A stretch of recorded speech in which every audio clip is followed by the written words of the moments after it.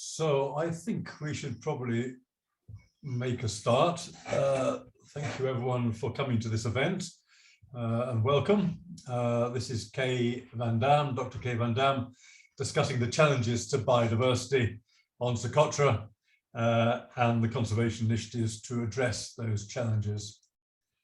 Dr. Van Damme has a really truly formidable CV. For 23 years, he's been continuously involved in research and biodiversity conservation on the Socotra Archipelago, which he visits twice a year and nearly every year, even I understand during the current war in Yemen. His own research has focused on conservation aspects, freshwater biodiversity and water resource issues in Socotra. In addition, he's been part of an ongoing project aimed at protecting the endemic frankincense trees in cooperation with local communities and international institutions. He's the author of over 80 scientific publications. He's worked on large-scale awareness campaigns on the importance of biodiversity in Socotra. He's currently chair of Friends of Socotra, which highlights the uniqueness and fragility of both the cultural and natural heritage of Socotra. So in short, his massive contribution to our understanding of and the conservation of Socotra cannot be pigeonholed. It sits at the intersections between science, international collaboration, biodiversity conservation, capacity building and awareness, the debates on the protection of nature, and especially now the response to the global climate crisis.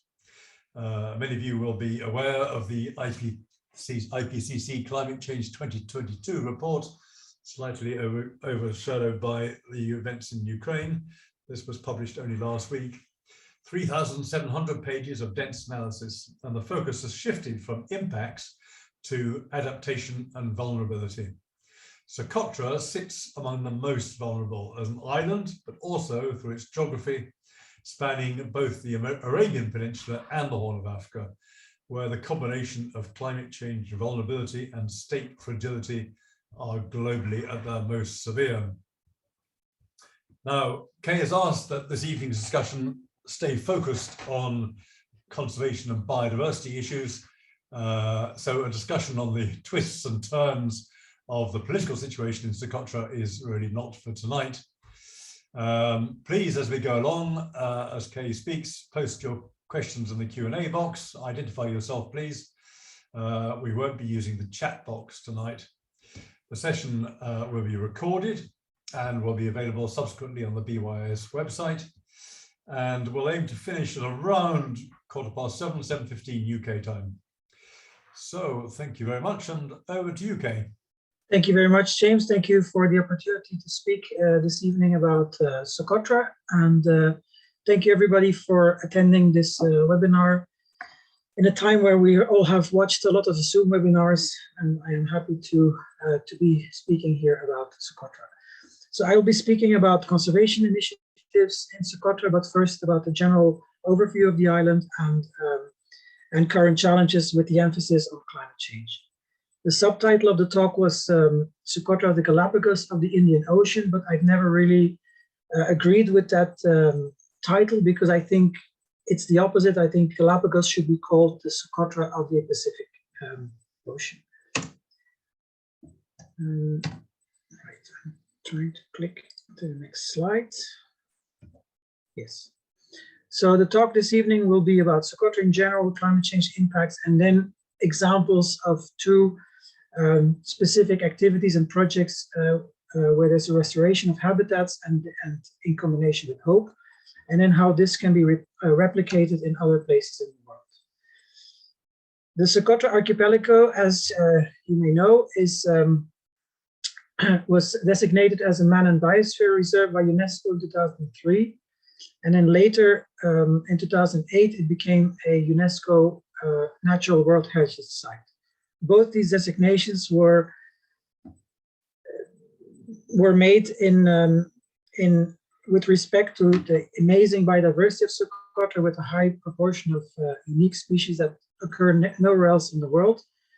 And the Man and Biosphere Reserve also recognizes the importance of the human component and the local culture in this local biosphere.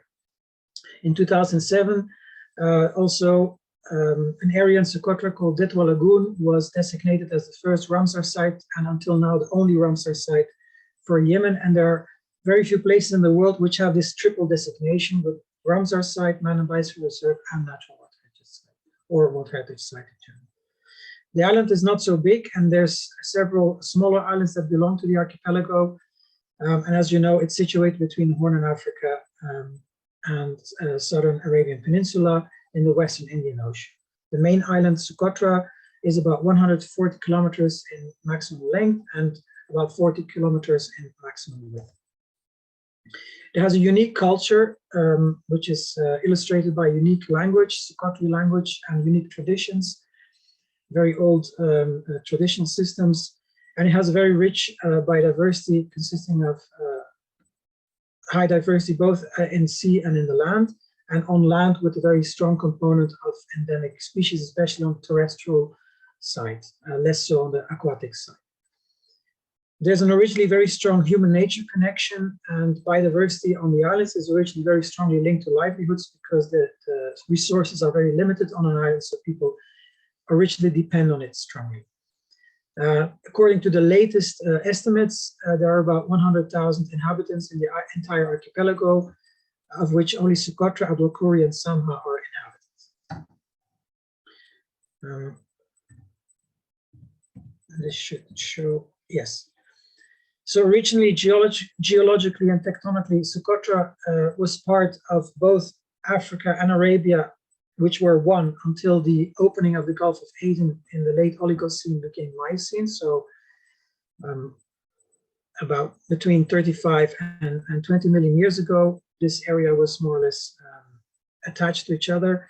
And during the opening of the Gulf of Aden, Socotra was kind of pulled with the African plate into the sea and became an island. And then it received its topography as we know it now. So it became an island at least about 16 million years ago, which makes it a very ancient piece of land in comparison to the Galapagos, which emerged straight from the sea by plates moving over a hotspot. So in Socotra, this is a different situation. Whatever was there before its separation, or life could originate from whichever species were there before the island separated. It has in the pink below, you see the granite core of Socotra, which is at its highest in the Hagar Mountains on the eastern central side, and around that is a big deposit of limestone plateaus, which form about 60% of the 60 to 70% of the land surface in Socotra. So it is a very diverse geomorphology in the island. On the left above, you see the granite Hagar Mountains.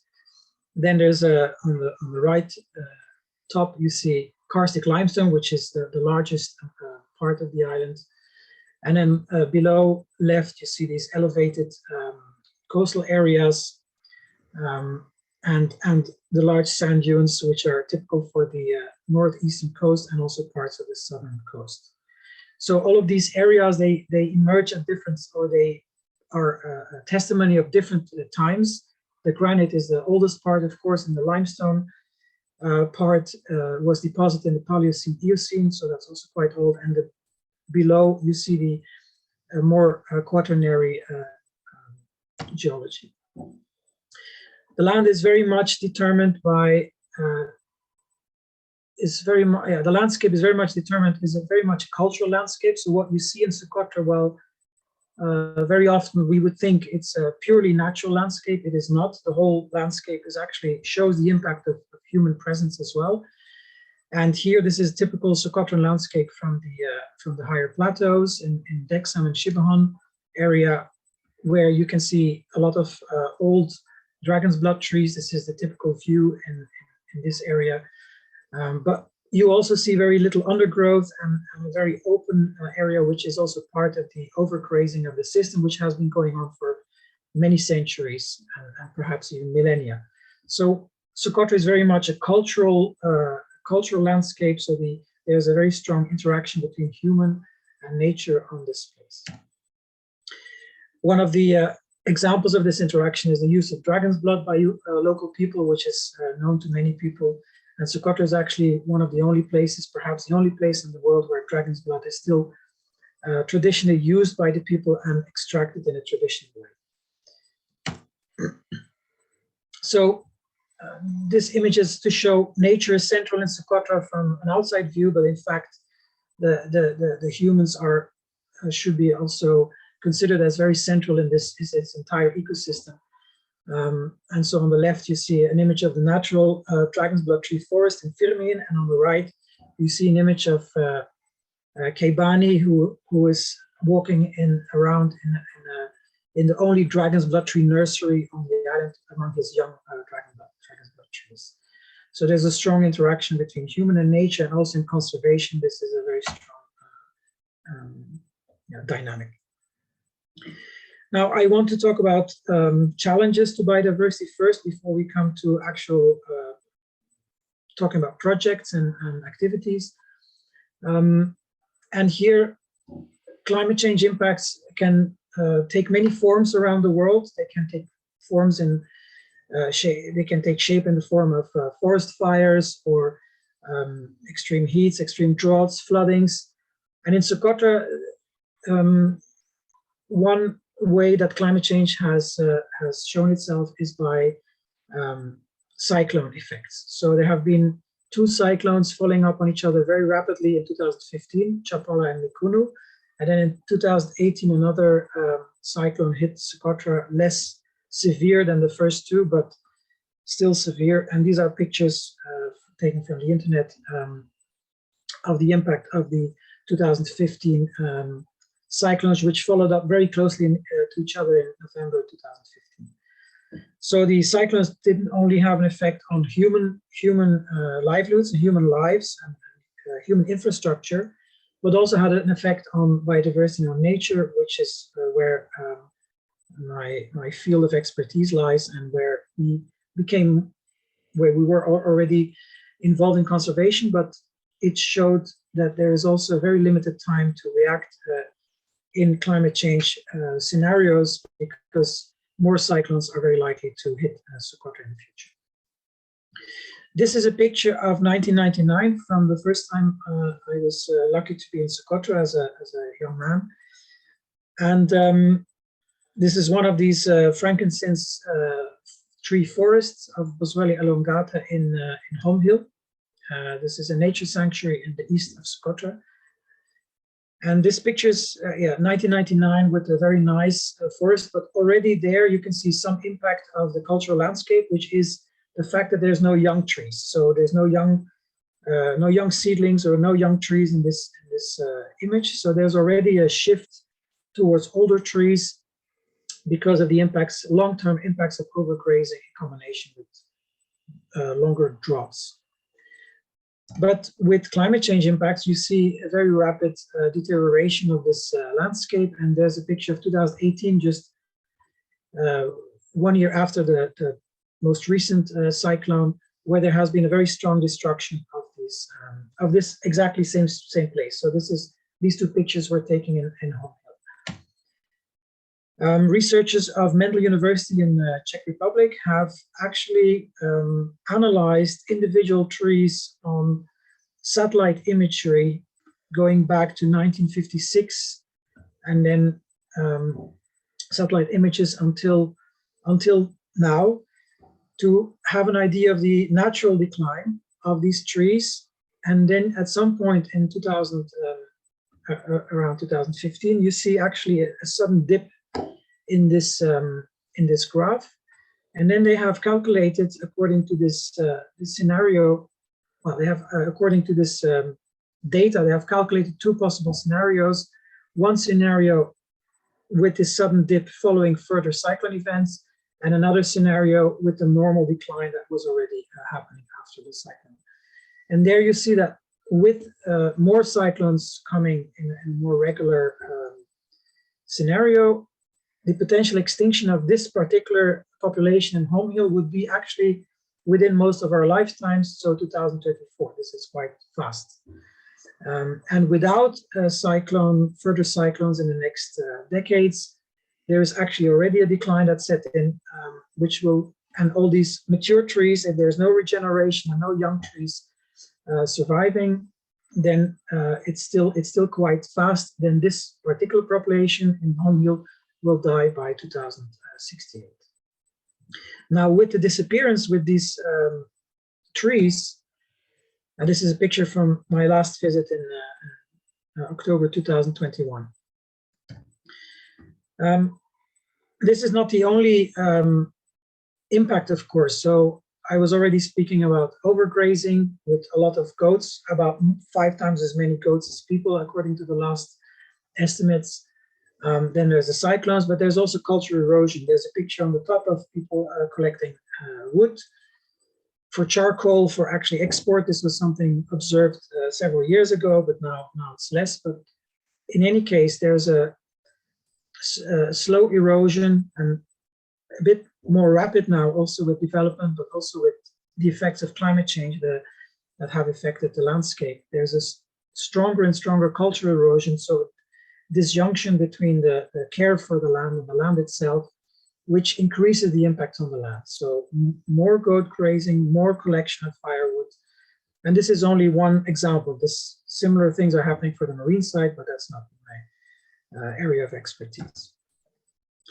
And the whole system is quite fragile. This is a very young frankincense tree, naturally appearing between rocks where it's quite sheltered and under a spiny bush, which is around it. So quite protected from grazing within its first life year. But the fragility of this ecosystem, it's not only these trees. With these trees, which are kind of keystone species in the system, there are many other species that are linked to it, and many of these species are unique to the island. So here's one of the unique reptiles. There are unique land mollusks, and all of these groups have more than 90%, 90 or more percent endemism, which means 9 out of 10 of these species are only found in Socotra and nowhere else in the world. So these trees form important habitats for these, like all the vegetation, form important habitats for these species. And if they disappear, if the vegetation disappears, also the species disappear. And with it, and in the top, there's a picture of a boy holding some resin from the dragon's blood tree.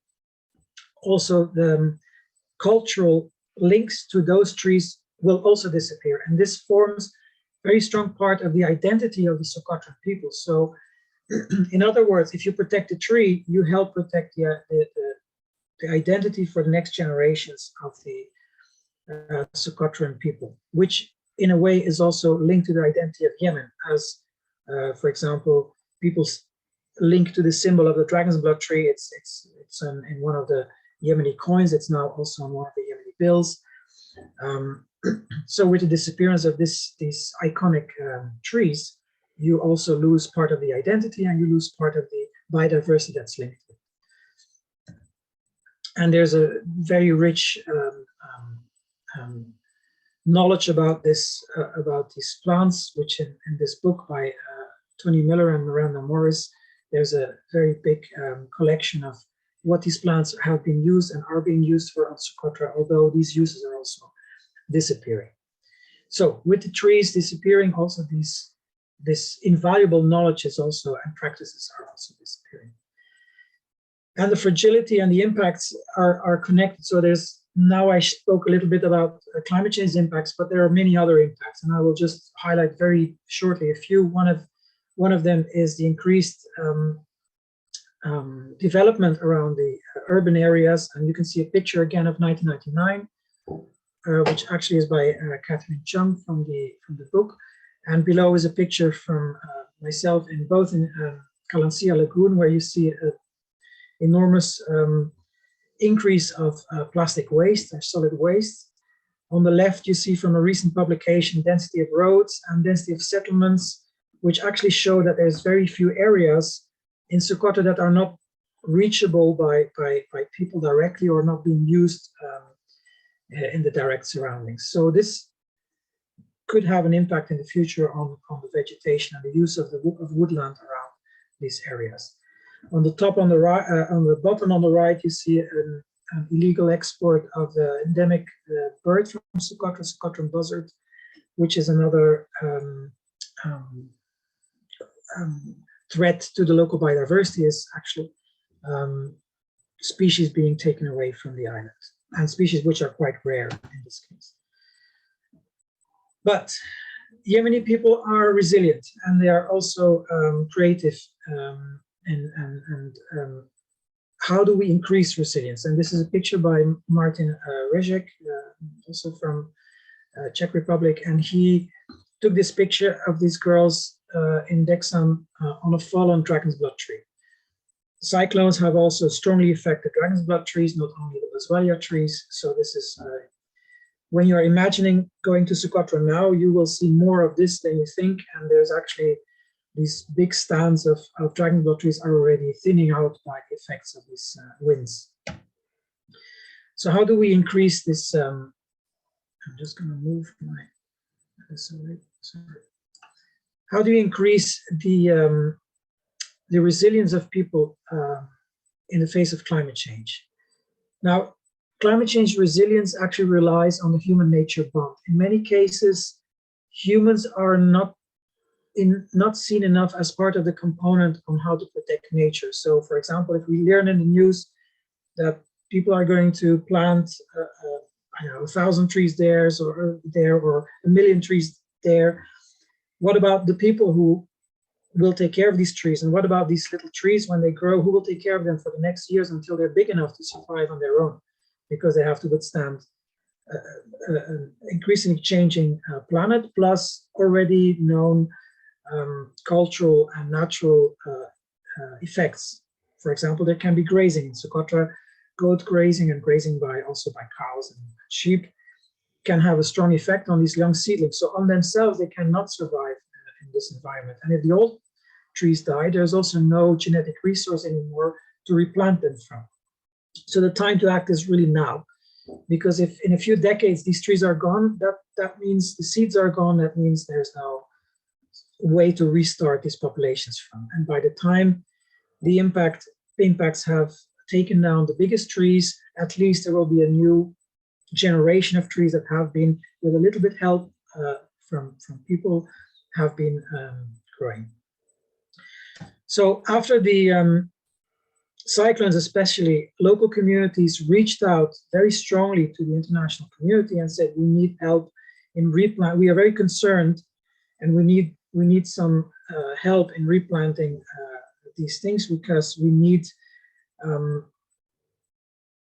collaborations and also materials to help, and also some knowledge from other places where things can work to do these things. So from this, several collaborations started. I'm going to highlight two of them, two targeted sustainable actions led by Socotra and designed at their request, where as foreigners and internationals, we are just providing some help and some training where requested to just improve the system, just improve the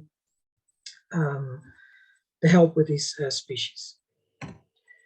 And one of these examples is the Fragility project, which is led by Socotrans on the ground, and by the international team is led by Mendel University in Brno, and is a consortium of different botanical gardens working together and with EPA in Socotra to increase the resilience of the endangered and endemic frankincense trees of Socotra, island-wide, over all the islands. So this is a picture of children in one of these, one of the schools in Socotra, replanting locally seeds from a locally grown plant from a local population of frankincense tree within their school garden, and then protecting them against the goats. This is a picture of the Boswellia nursery, one of the two actually Boswellia nurseries that were set up under this project in. This one is in Manifo area, close to Hadibo. And here is Mona, who is in charge of the nursery and who is growing frankincense trees from seeds from these old trees, and then they will be replanted in the wild. When they're replanted, they are given specific protections, which are designed specifically and made in Yemen for this project. And there's a screw in the middle where you can see where if the tree is big enough, you can actually screw it open and open it up and use it for another tree. All of these materials within the project are donated to local communities, so they don't remain in any way property of the project. They become property of the local communities who can use them for other purposes and for other trees if they wish to. But for the idea is that within the project's lifetime, they are used for these growing up these trees until they're big enough to escape from the browsing of goats. Now, luckily, a boswellia tree grows pretty fast. This is not the case for a dragonblood tree, where other strategies are needed. Increasing resilience is also part of this. Is also the input and the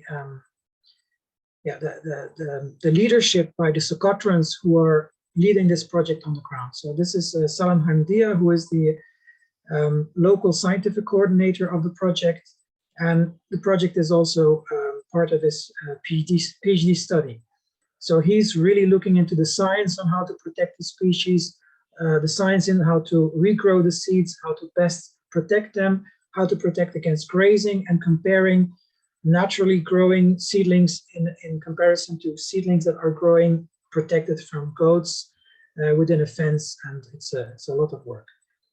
So we have a small video by Salem, which I will play. I hope you can hear it.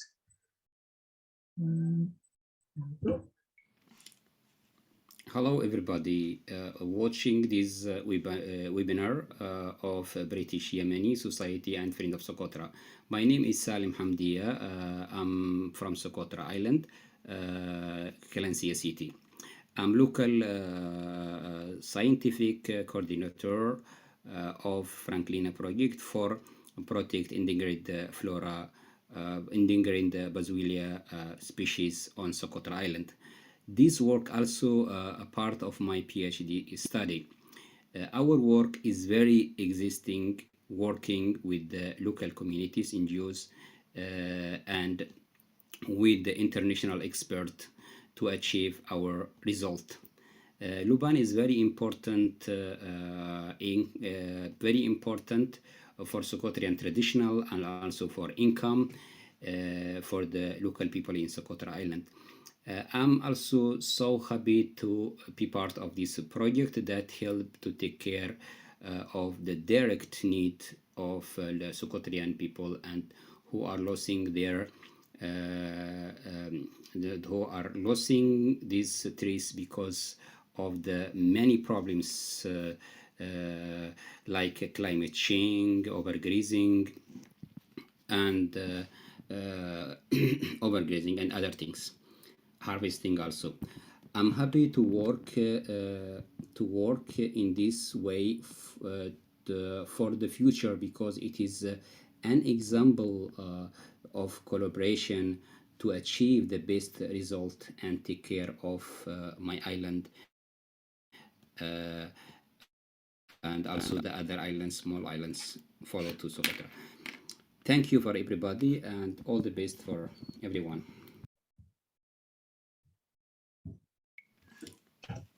Hello.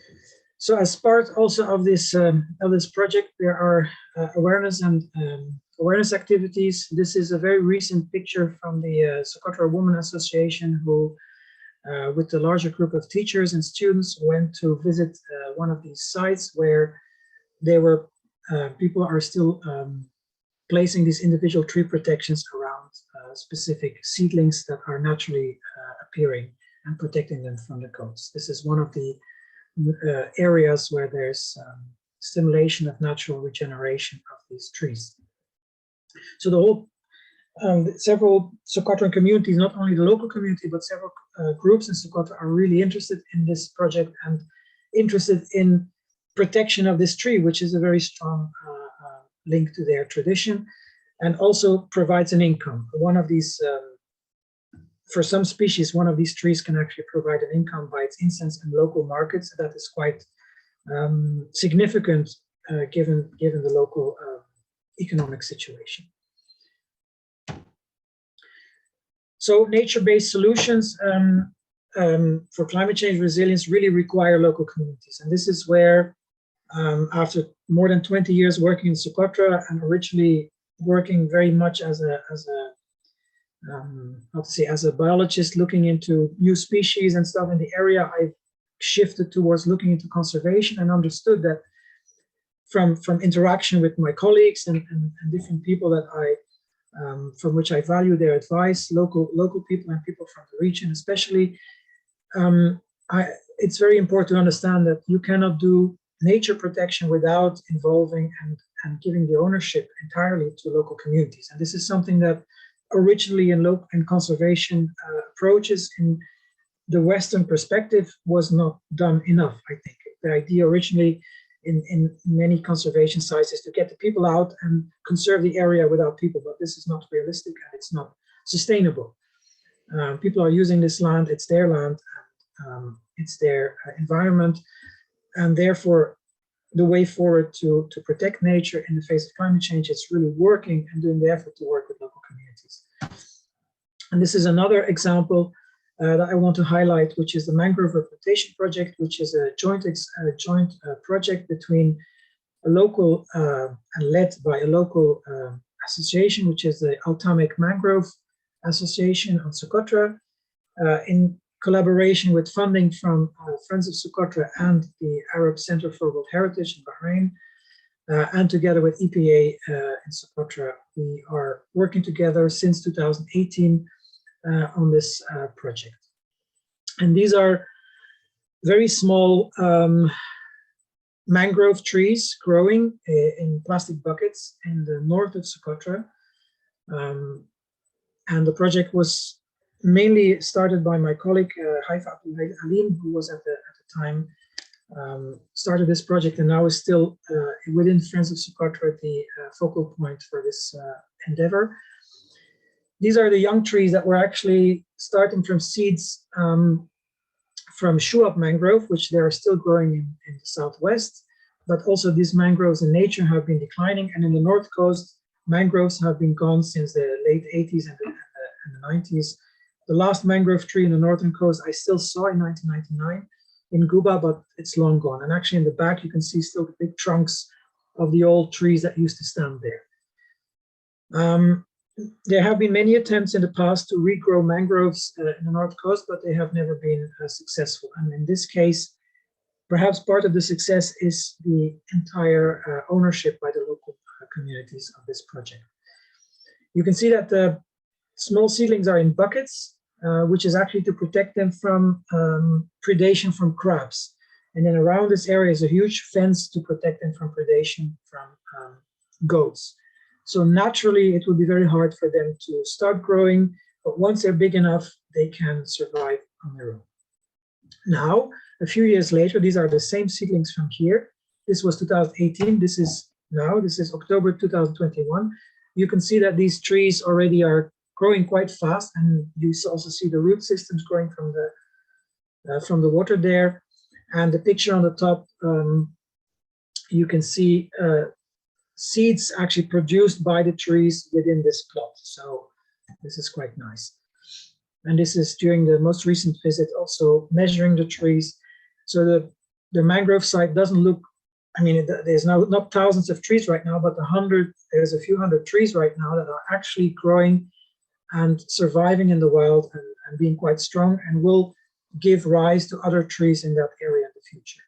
By having the trees there, the area is also protected, and the local community are actually taking care of these trees and replanting new ones, which you see here in these basins in the front. This is a result of collaboration, and this is really where an interaction with everything comes together, local communities knowing their area best, and then bringing in expertise from outside to understand the best ways to protect the trees when they grow up, and to have them grow up in a way already in a natural environment, so that selection is made for the strongest trees to grow. In all of these endeavors, this picture is not mine, it's by Peter Verhallik, also from Mental University, by a drone from Firmhin area, the Drakensberg tree forest. In all of these endeavors, science really helps. Science helps here to give an idea of how much time we have. How much time do we have to before these species can be gone? So very detailed scientific work can really help to predict or to understand what are the dynamics of ecosystems, how fast will they further degrade in the current climate change scenario, and how much time we have to act. So in this case, for example, if this is done regularly and compared to other satellite images from the past, you can compare live trees and then the number of trees that are dead. You can actually see them on these images. Plus, you can scientists from Mendel University are also looking into even the direction in which these trees have fallen to understand which wind directions were more responsible for their decline potentially. And to me, Socotra Island is a metaphor for our world. It's a very small. Our world is not that big within the universe. Looking at the whole universe, and our resources are not unlimited, and the human population really depends on this planet more than we would think, and it depends on the natural resources.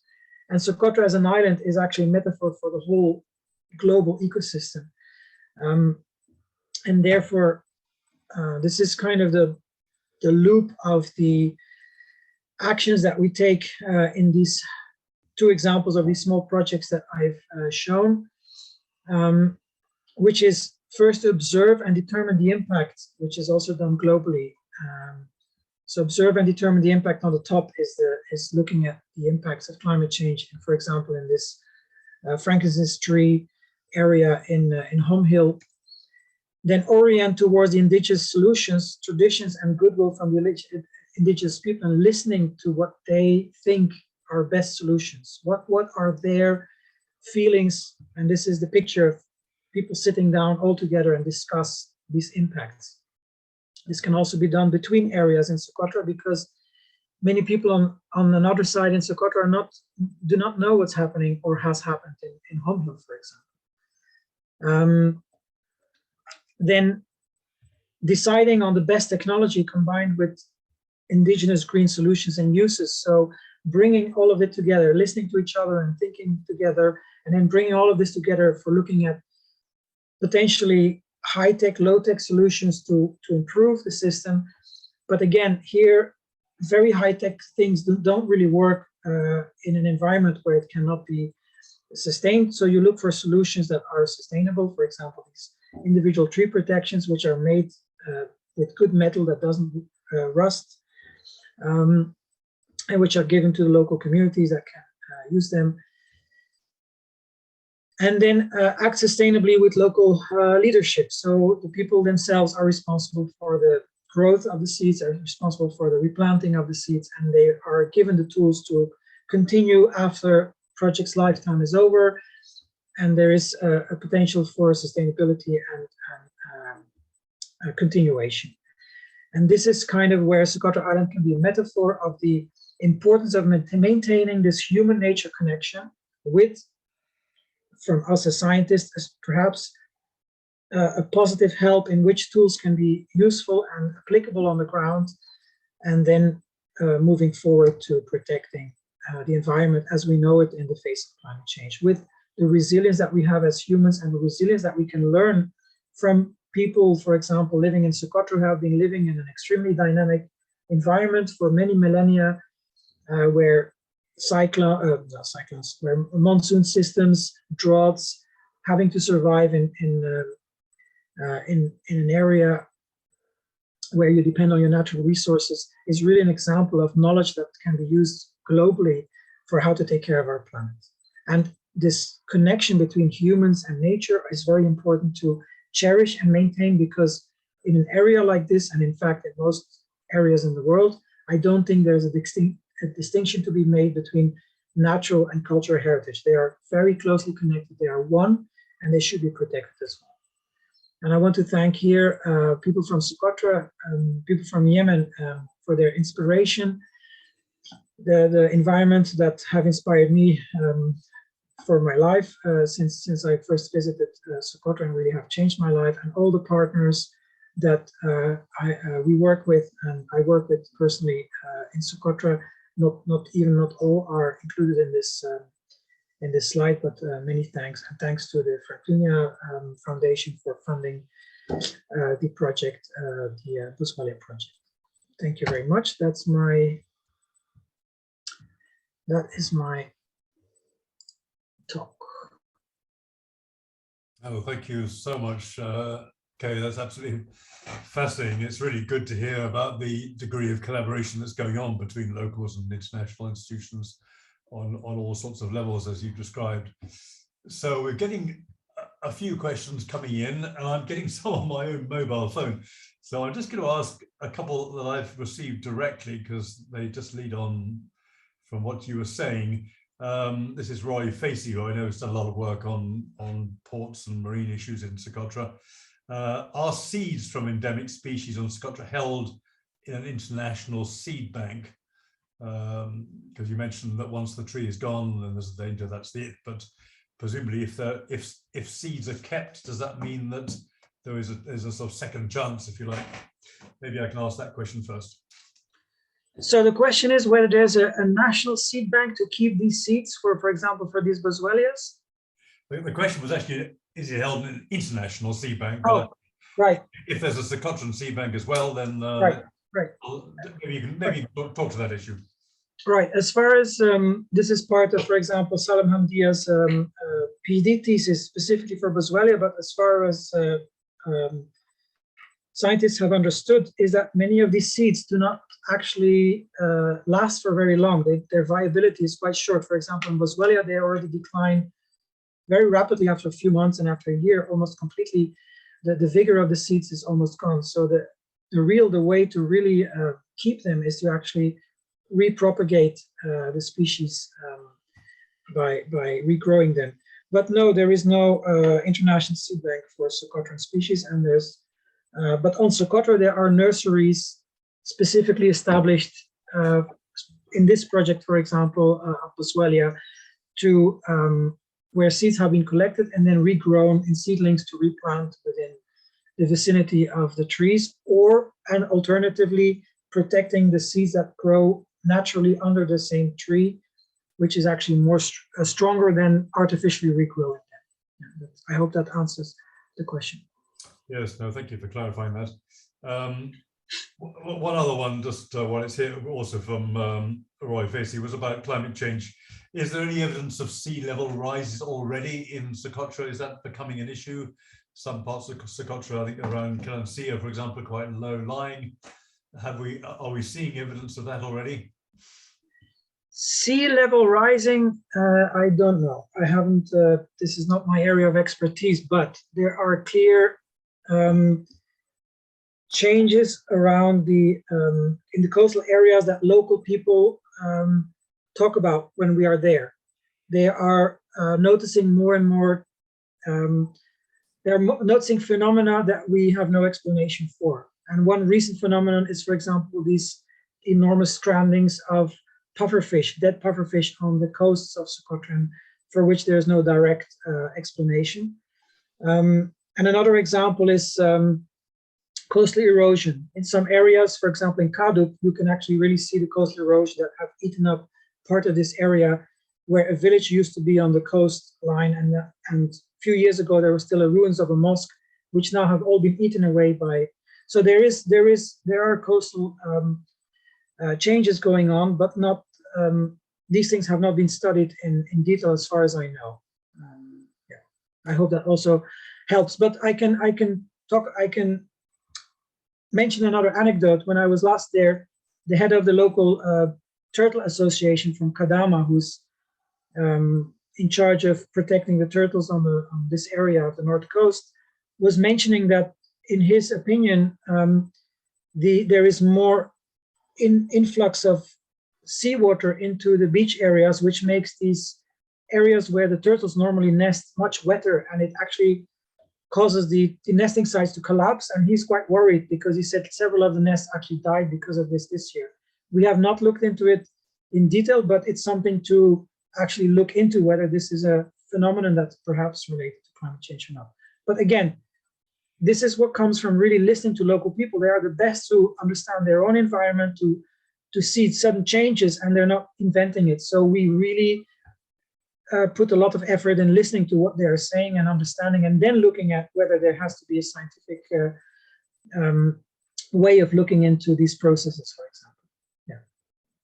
No, thank you, Kane. That's pretty clear. No, we're getting a whole series of questions linked to tourism, so maybe now is the time to catch those, perhaps in a bit of a cluster. Let me just see if I can just capture them. I think the overall question is, maybe you can talk a bit about how you feel about tourism. Tourism is often seen as a bit of a double-edged sword, extra pressure, not always positive pressure, but on the other hand, livelihoods and income for locals. So maybe you can talk a bit about how you see the overall impact of tourism. There's a specific question from Thanos Paturis, who's the editor of our journal. I'll just read what he says. In the recent Brad guide, so that's an indication of how of the tourist potential of Socotra, I think. In the recent guide, the authors frequently mention rubbish and overcrowding in popular spots. Is this accurate, and what are the reasons for it? What is the current demography and behavior of visitors, tourists to the island? Yeah, so I think there's a general question about how do you feel about tourism and the impact on Socotra's unique environment, and maybe this particular question about overcrowding and rubbish. Yeah, I haven't looked into tourism in detail. I mean, I haven't done any studies. I'm also not aware of any very detailed studies in demography of tourism in the last, well, especially after the Arab Spring, because the numbers, at some point, tourism almost completely disappeared, and then it picked up again, but becoming perhaps in some way, I don't know. I've written about this in 2011 in a paper where at that time already in Socotra, there were questions about how can ecotourism be? Because in fact, tourists always have some kind of impact, whether it's an impact on the environment or a cultural impact on the people. In many places adapt towards the tourist. So it's actually tourism behavior partially can have a real impact on local behavior and local things. In general, Socotra, if you ask them, they see tourism as a positive thing because it creates income.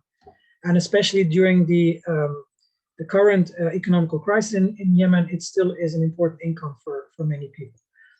On the other hand, tourism can and was at some point also linked to potential development impacts, such as buildings of areas for tourists or building of hotels, or at some point also rubbish, although the current rubbish situation is not directly related to tourism alone. My personal opinion about this is that tourism is always can always be a very two-edged sword, where on the one hand it can provide local income as long as it's managed by local people and they have an income from it, and not actually managed from an outside group that's excluding Socotra from the income, because it's very important that the locals have an income from it. But on the other hand, it can also rapidly turn to high-class, high-impact tourism. So, but this is the case everywhere in the world, I think. This is not exclusive to Socotra. This is also another place. But I have to say that Socotra is still a place where more relatively adventurous tourists come. Although over the years, I have seen that perhaps more beach tourism is coming to Socotra than before. Before it would be really people coming to watch birds and plants, but now that proportion perhaps could be less. People still go to see the birds and the plants, especially the dragonfly trees, but they also go for the beaches. And I know there are many other nice beach destinations to go to. That's my opinion. No, that's very helpful. Look, just a very specific question from Victoria Hickey, who was going to Socotra, it got cancelled. She's re-going in October. But she asked, is there anything that I could do as a tourist or take to Socotra to help with this project? I think she's talking about the frankincense project. Tourists can do a lot, to my opinion. Tourists can do a lot by the behavior they show in Socotra, responsible behavior. Some tourists, Socotrans are very polite and very hospitable and to my opinion, very nice people. So if a tourist misbehaves, they find it hard to tell the tourist that they are misbehaving. It's really up to the tourist to understand what, I mean, to really respect the environment. And I think tourists can really have an impact on this. So how can tourists help? One of the ways to help is, for example, visiting some of these areas and talking or stimulating local communities who are doing work that is linked to conservation, either in replantation areas or sites. For example, the mangrove site is now being visited more by tourists, which can also give, independently from a project, can give some income for the people to keep taking care of their trees in some way. So it's then a self-generating system. I think tourists can do a lot, as anywhere in the world, as long as they are responsible toward local culture. It's the local Muslim culture, and specifically to the extremely fragile environment of Socotra, like not taking any plants with you, not destroying wildlife, and respecting the environment. Yeah. And specifically, do you see tourists as being able to help in any way, maybe volunteer along the way with the projects that you're involved in, or would that just complicate things? Well, we haven't actually looked into that in detail, but I'm always open to suggestions in this regard. And Friends of Socotra is kind of a platform where people who are or have been tourists to Socotra can also contribute to a specific project if they wish to, by small donations. We cannot handle big funds, because we're all volunteers in Friends of Socotra, but in small donation, and specifically mentioning, I would like it to go to certain activity, we can support local conservation actions. For example, the mangrove replantation project was mainly funded, besides the in-kind co-funding by ARC and extra funding, was actually largely funded by donations in Friends of Socotra, which really, it's not a big project. It's not $10,000s of dollars. It's like a very small one that actually has a very strong sustainable output because of the investment of the local communities as well. So it is possible to contribute in some way if you wish to do so. No, thank you. Let's just pick up the point you were making about rubbish that's come up. There's a couple of questions here. Brid Beeler, who worked in tourism for many years, environmental tourism, she writes, where was it? What's happening with the plastic that's becoming an endemic problem to all marine life? Is anything being done? And Paddy Coulter, who was in Yemen way back in the 70s, is there any link with Yemen's leading environmental NGO, Holm Al-Akhdar, Green Dream, for example, over the plastic waste problem? Okay, so the plastic waste problem, as far as I remember, was always a problem. And there have been many attempts from different organizations to have a solution to it, which was never sustainable. And with the current economic crisis in Yemen, it's even more difficult at this point, that there's no capacity. There's a very low capacity to take care of the rubbish in the urban areas. So it keeps accumulating. But this was actually the case also 10 years ago. The picture you saw from the lagoon in Kalancia, that's a picture from 2010. So that's still the same.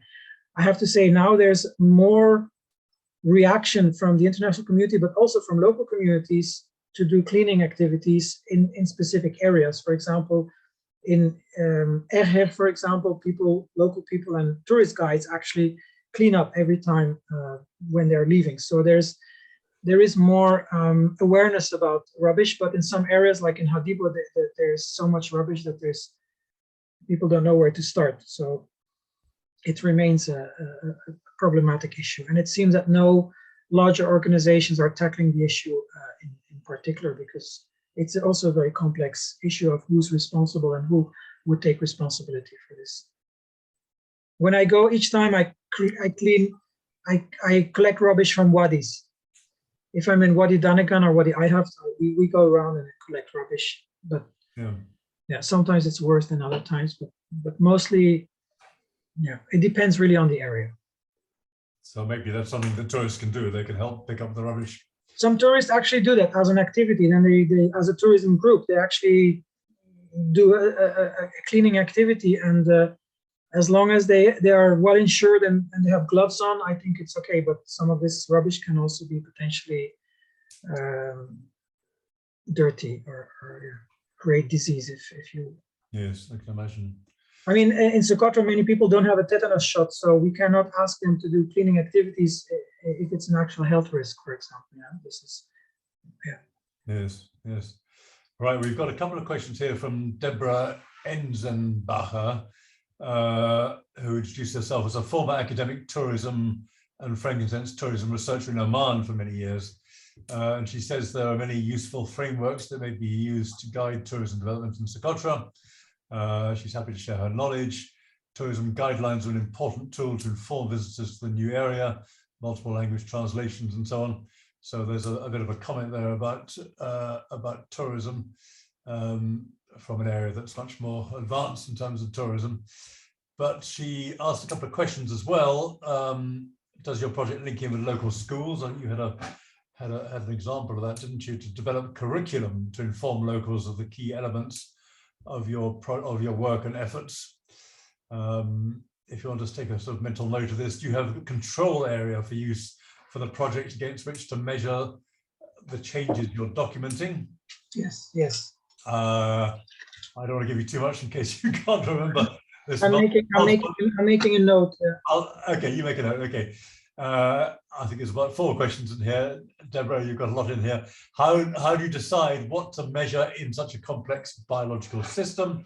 Does your project consider the impacts of tourism? We've covered a bit of that. If so, what's being done to limit the introduction? Oh, this is perhaps an important point. To limit the introduction of invasive species. Right, there's kind of 5 sub-questions there, but maybe you can have a go at covering a bit of those.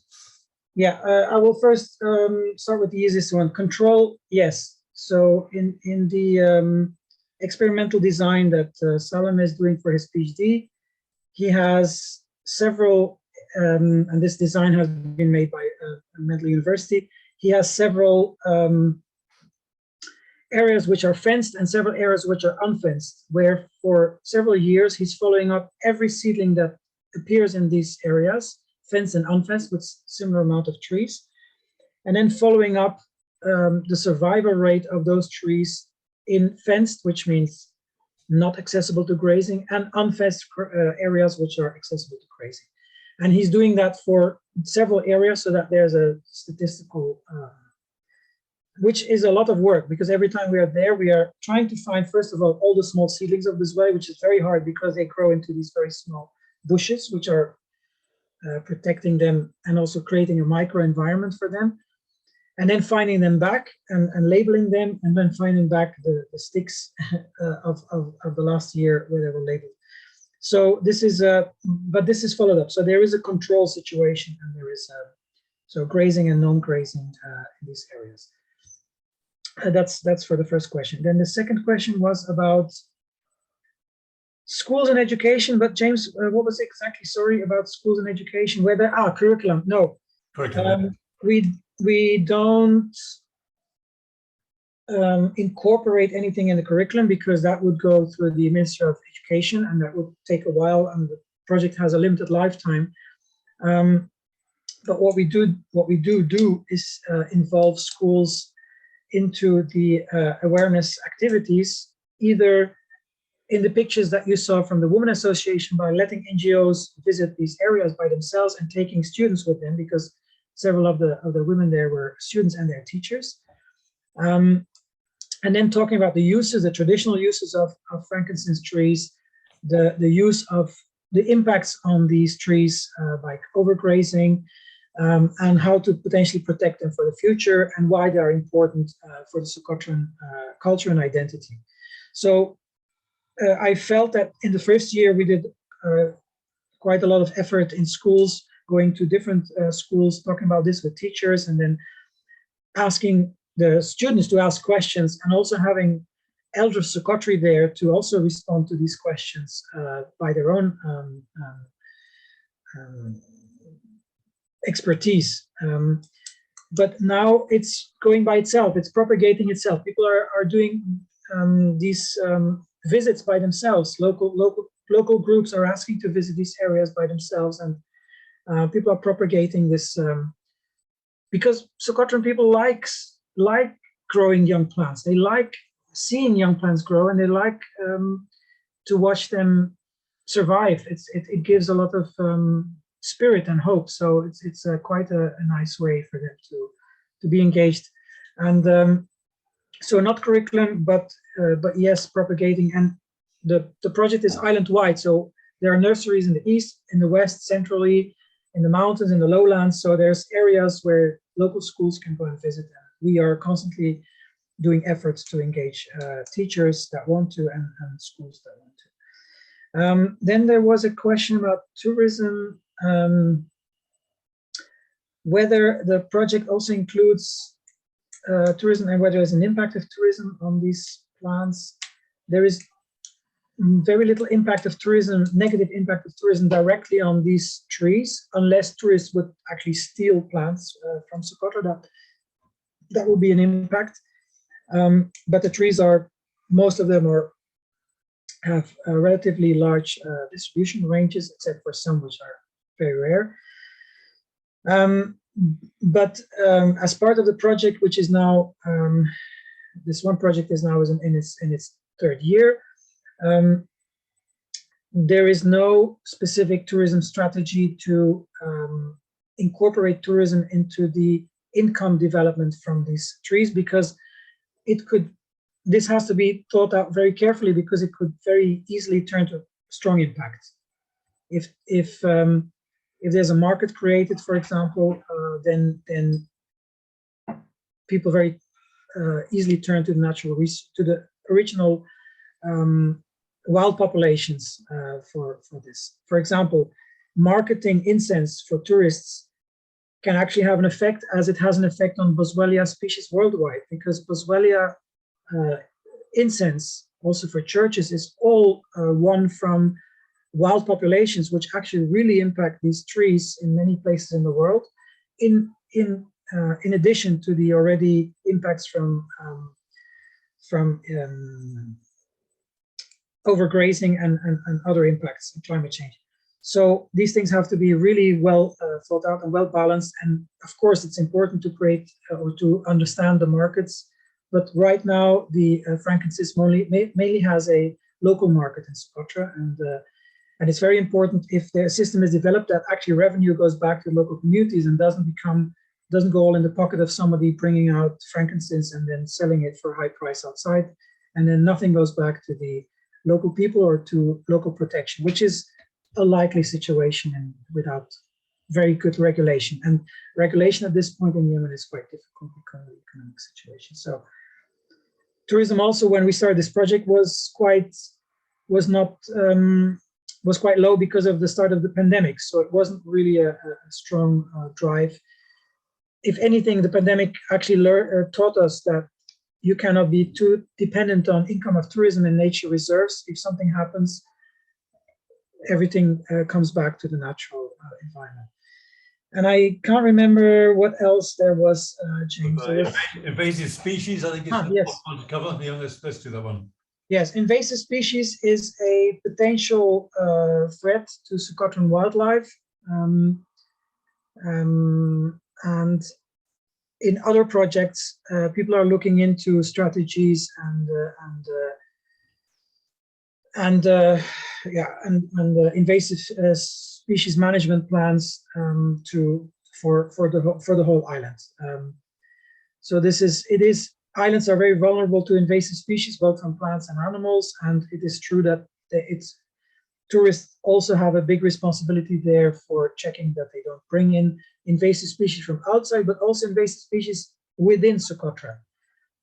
So perhaps more than before, more tourists are going from one area to another easier by car. So it's also possible to transfer seeds from invasive species that are established in one area but not yet in another area. For example, a mountain area which has been quite secluded from these things for a long time. And tourists there can actually bring, let's say they put up a tent in one area and then bring all the seeds to another area. They could also be aware of the potential risks that these invasive species can bring in very pristine environments. No, thank you, Kay. That's a very full answer. Yes, I think there's one here that I think everyone must be asking from Edward Milner. What's been the approach of local people to overgrazing? Are they aware how much this has affected the natural vegetation? I know there's been quite a lot of work on that, but maybe you can elaborate, Kay. Yes and no. So it's part of the conversations with local communities, and that the local team also has with communities from other areas that they are from. The prolonged effect from overgrazing, it might, I mean, it's for a very long time, it's decades to longer than that, are actually impacting the system for a long time. So therefore, the Socotra have grown up in a system where there's already it's already part of the cultural landscape from the beginning. So there's no, it's not very visible because it's quite a slow thing. But with the effects of climate change on top of that, which also causes landslides and erosion, increases erosion because of vegetation loss, people are more aware in Socotra that this has an impact. But again, it doesn't mean that there's a need for change from their perspective, because they still have to survive on goat herding and fisheries and other income. So for them, it's an important income. And going back to traditional grazing is already quite past in most areas in Socotra. But now the effects of overgrazing are quite visible in combination with floods and rains and climate change. For example, 2 years ago or 3 years ago, a whole area in a wadi around Firmihin came down by a landslide, which blocked the entire wadi, which meant that the villages who got water from this wadi behind the dam that was created by the landslide all had to move because they had no access to this water anymore. So it does create things. Yeah. And I think more on the slopes than it does. There's a recent study that kind of looks into these kind of things and shows the density of vegetation on Socotra over the last 10 years. And there you can actually see that some areas are quite vulnerable to erosion and landslides. And the local people are aware because climate change has revealed lots of the weaknesses in the system that were already there. Let's say in the ecosystem, weaknesses in the ecosystem that were already there for a long time. Yeah, which is what climate change also does. It's a big hit on the system that's already. Yeah. I just sticking with this issue of overgrazing. Is it worse in Socotra than elsewhere? I'm thinking I travel for work in the Horn of Africa, and there's different species of dragon's blood trees and different species of frankincense in Somaliland, some areas of Ethiopia, Djibouti, and so on. And they're still grazing by goats, but you do still find quite a lot of young plants. So why is it worse in Socotra? What's going on there? I wouldn't say it would be worse in Socotra than anywhere else. I would think that these patterns are with cultural breakdown in other places would have the same effect, and overgrazing is something that definitely in Ethiopia is also very strong. But in Socotra, it's quite worrying because there's a much higher percentage of unique species in that ecosystem than in comparison to lowlands in Ethiopia, for example, not in the Bali highlands where there's also quite a lot of special species. But perhaps therefore there's more attention to it because there's more potential to actually lose not only plant species in the system, but the animals that are connected to these plants. For example, if the reptiles cannot find any cover or shelter, or animals to eat that are eating plants, then you will lose. If you lose the insects that are connected to these plants, you also lose the animals, the birds, for example, and the reptiles that are eating these insects. So the whole system is depending on this vegetation in this area. So it is something to look into. But luckily, replantation or protection from grazing is also possible. So with strategy, you could actually help to protect at least a certain type of vegetation or type of ecosystem for the future. But it has to be done now, because otherwise it could be too late. Yes, yes, yeah. Look, we're beginning to run out of time, but I think there's one question I think probably a lot of people are asking ourselves, and I hope you can answer this. So this is about the war, but this is the effect of the war on local biodiversity, on nature in Socotra. Has the war affected, this is Rafika Kelly asking, has the war affected saving Socotra? If yes, how? Well, in general, any war, as we can see now, with very terrible things that are going on, but which have also been going on in Yemen for a much longer time. War has a very strong economic effect. So with economic effects, socioeconomic effects, you also have an increased potential fallback on natural resources. So war in Socotra at some point had an effect on increased isolation and therefore accessibility to goods. Let's say petrol or cooking gas, which we highlighted in one of the Friends of Socotra HEMs. I think it was 2015 already.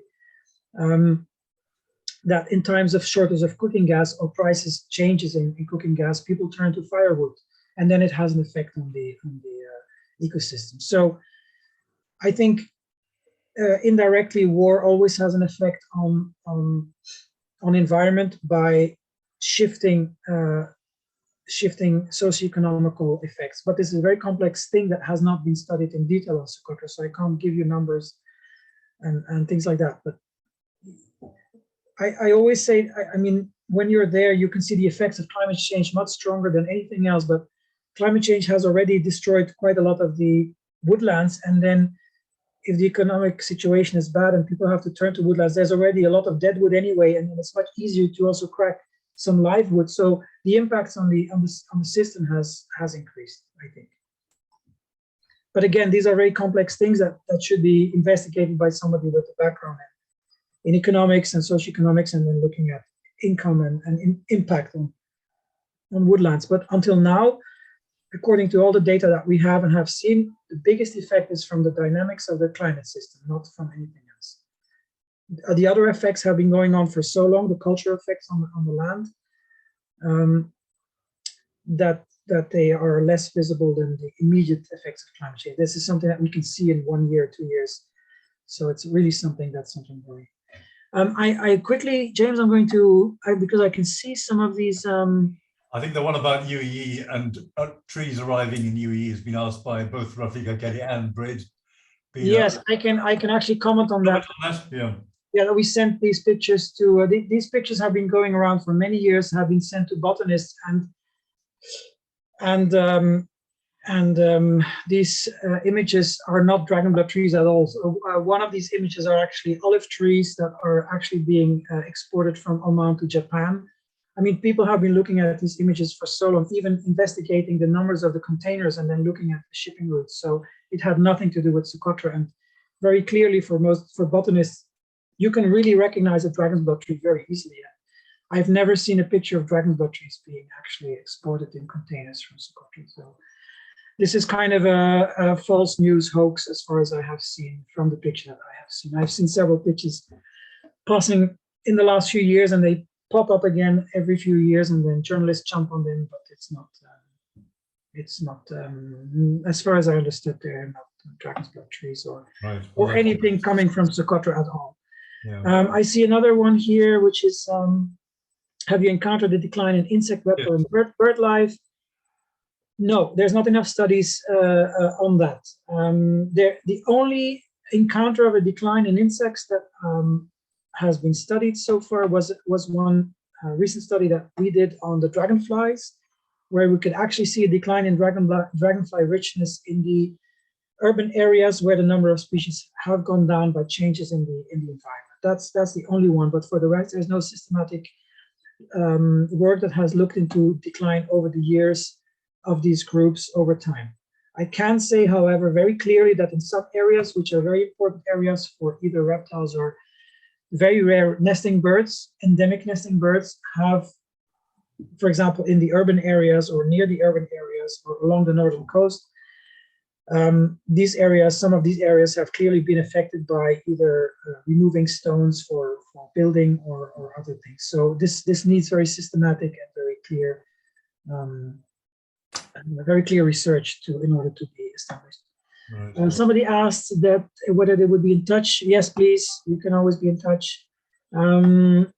Okay, and I think that's the last one that you haven't answered. So we're running a little bit over time, Kay. Yes. So I think, yes, if we can put Celine in touch, that would be great. But look, I think we need to wind up, and thank you so much. This has been a real tour de force. You've covered so much, both in your presentation and through a very active Q&A session. So, you know, thank you also for the audience for such a stimulating range of questions. So I would like to say, if you have enjoyed tonight, please consider joining the British-Yemeni Society. You can do so very easily through our website. We organize events like this, 6 or 7 a year. We have an annual journal. I think we were going to flash a copy of the journal up. Yes, it seems to work. Okay, there's the cover of our latest journal. Quite a substantial journal with a big range of subjects covered. We have a quarterly newsletter now. We support a number of 4 or 5 critical projects in Yemen, and we run a scholarship scheme for students. So if you're interested, please do join the society. It's not only open for Brits, by the way, it's open to anyone. So look, thank you very much, Kay, for a fantastic presentation, and thank you to the audience. And on that note, I think we will close the session. Thank you. I would quickly wanted to add that people can also join, if they're joining, can also join the Friends of Socotra if you wish. Yes. Right. Yes. Okay. Do you want to announce a website? Or... Yes, we have our website is www.friendsofsocotra.org if you wish to look into it, but you are welcome to join. And we mostly, James, also people from the British-Yemeni Society often join our yearly, our annual meetings, so you're always welcome to check them out. And if this is very specific about Socotra, of course, but people are also welcome to join. Oh, I can vouch for that. They're held in different places, and they are absolutely fascinating events over 2 or 3 days. Thank you so much, Kay. That's been really good. I think we've covered so much ground. I'm so impressed. And thank you to everyone for staying with us until the end. Thank you very much. Thank you for the opportunity. Thank you. Take care, everyone.